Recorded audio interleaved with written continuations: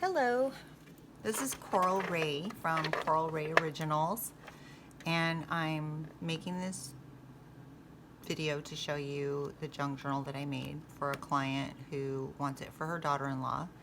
She likes Halloween and bats and stuff like that. So here we go.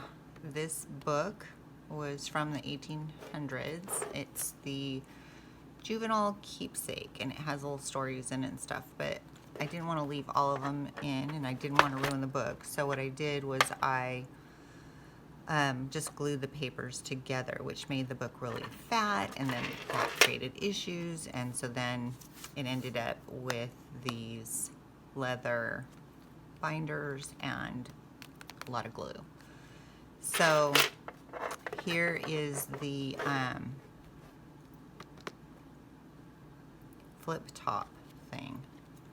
I don't know what else to call it, but it undoes like this, and then it has like a little hinge, and you can put a photograph, and this is removable, so she can remove it. And then little sticks and paper and ephemera and what have you. So it is removable, so you just take it apart, and I dyed some fabric, and you can slide it back in. So that's how it starts, and then there's the original book. So there's that. Make sure I'm centered.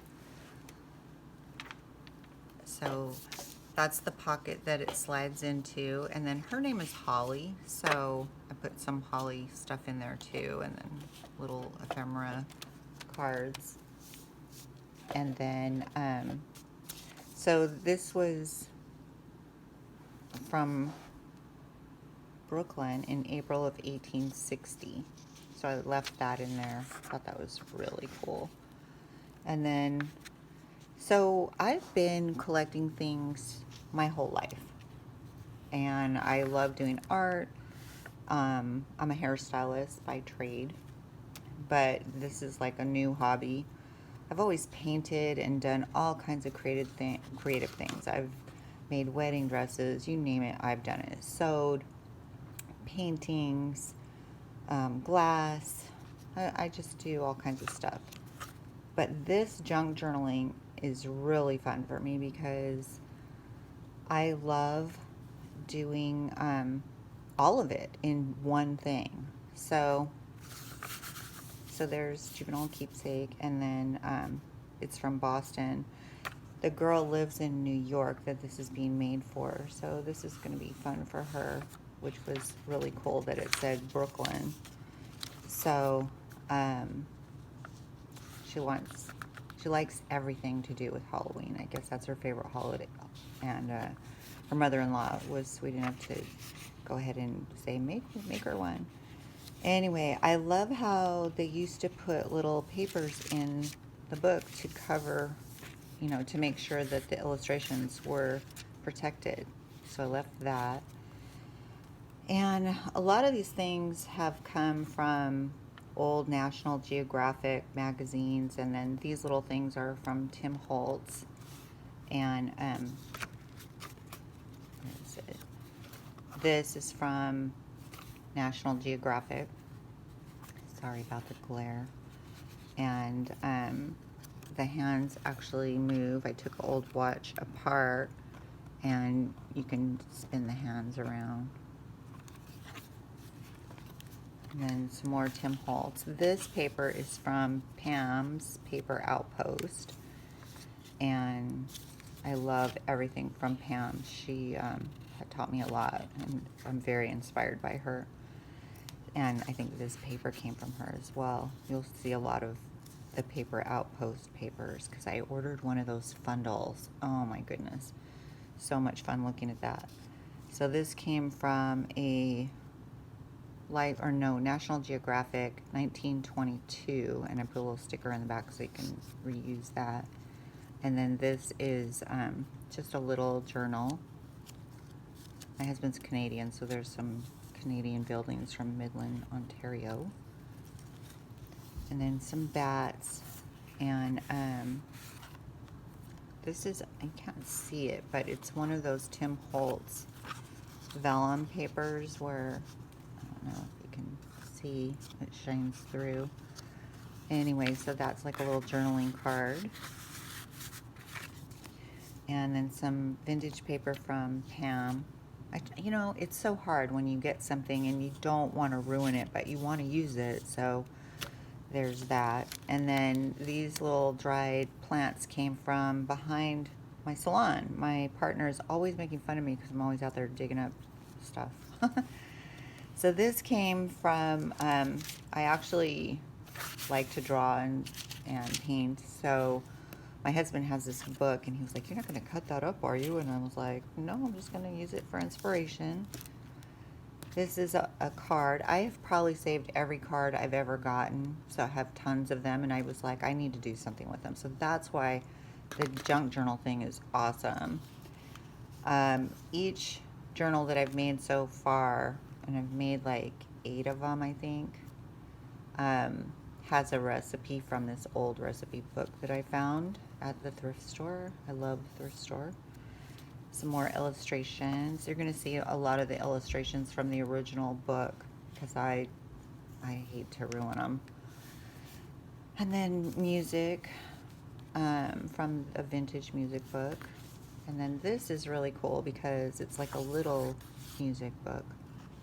And then this came from, because it had a dog on it, I wanted to use it, from Life magazine, 1947. These are actually vintage little stickies. I don't think they're kind of extra sticky now. I don't know what happened to the sticky stuff, but it got even more sticky. So then some cardboard, I guess they call it chipboard. I don't know, I'm learning as I go. This is from a card, and then some Somerset magazine has all kinds of fun things that you can cut out, and so I cut it and used part of it 'cause I don't like using somebody else's artwork. It feels weird. And then I just drew around and kind of pieced it together, collaged it.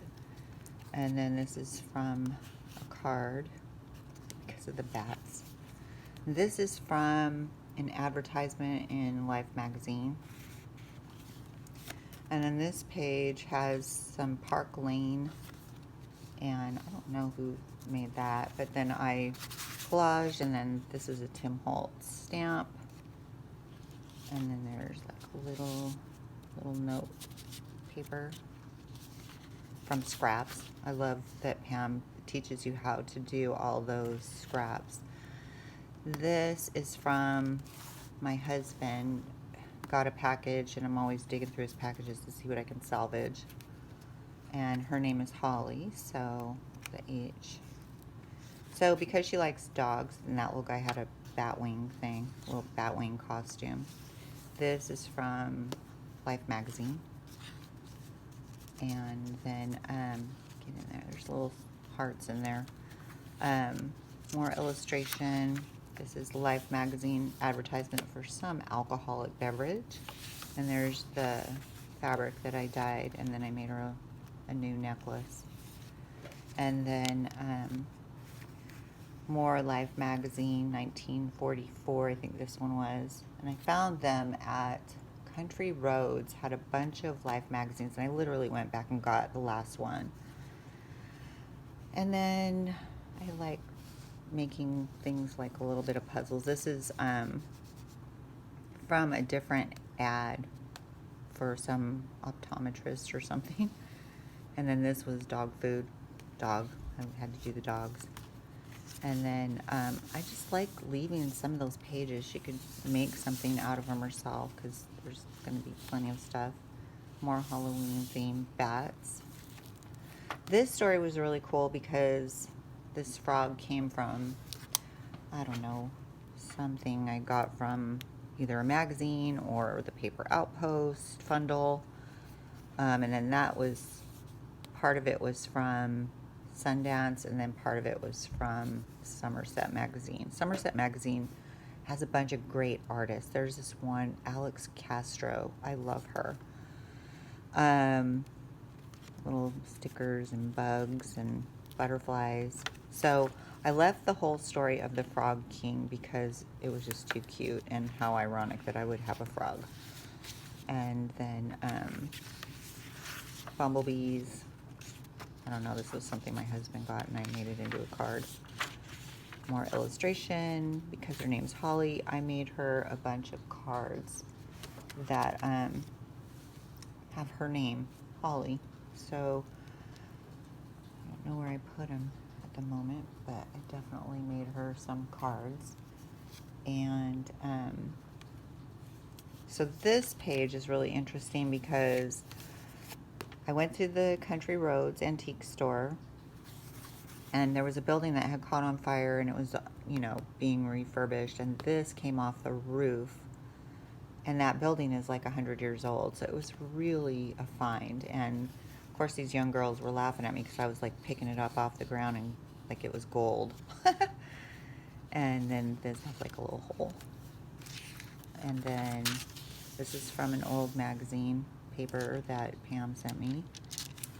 And then this, Pam from the paper Outpost, that is. And then this is just one of those drawings from the inspiration book. And then this paper came from this very huge journal. It's like 30 by 30. I don't know what my friend was thinking when she got it for me, but I'll never fill it up. And then this is a little card, and then behind there, because it's Halloween, and it has little stickers. And then this is from Life magazine, another ad. And then, you know, it's sad because you don't want to cut it up, but then if you don't use it, it's just going to sit there. So I'm in agreement with other people on that, that utilize it, use it, make it refurbished so that other people can enjoy it. And then this came from Somerset magazine. This is from some other magazine, and this is from other magazines. And then me stressing out the paper and doing that. It's more stressing, distressing, I should say. And that molding paste and some paint and little dogs, of course, and more of the same, so she can journal on it. The lady who ordered this actually wanted a lot of journaling space, so that was good. Here's a fundle thing that I got. And then some, these are from, this is actually from, where is it? It's from that, that Country Roads antique store. They have all kinds of fun things. And then this is an old book cover it was made from. And I thought that little hanging thing was cool for Halloween. And then I know Tim Holtz makes these, and I thought she could do her own thing, but it's very cool because you can see through it. Of course, you can't see through it right now, but you can. So there's a little pocket there. And more fun stuff. This is cool. It has like a little fun card you could send to someone. Little hearts. And God knows we all need hand sanitizer right now. And then this is a little spell page because the lady said that she likes Halloween, she likes this kind of stuff, so here we go. It's a goddess protection spell. And I put all the ingredients that it said. And then some more ephemera from Life magazine and Holly. And then more distressing, some vellum paper. This is a cute little scroll made from a stick from back of the salon. And you roll it out, it says friends. And then a napkin Mod Podged onto the page. I don't really care for the Mod Podge situation because you do get that shininess. I just like paint. I love paint. Little tags. Paper. And because her name's Holly, we have a lot of Holly in here. And Rin Tin Tin from Life magazine. And then here is a card from C's Candy. And then this page is from, it's like a workbook that you would work in. And her name was Lottie Friend, and it's from 1840. It's really beautifully done. Her handwriting was so pretty. There it is, 1884. She got a 96. So it seemed like she was a really good student. And then I like to put something hard in the book so that people can write in it. And nothing goes unused. I swear, I have so much paper and stuff. But this is from something from Tim Holtz, but it gave it a little bit more of a sturdiness to it. And then ending with a little Halloween. And there's the end of the book. But what a pretty book. They used to really go all out when they did their books. And there's the spine. And so it's a fat little thing. There you go. Thank you.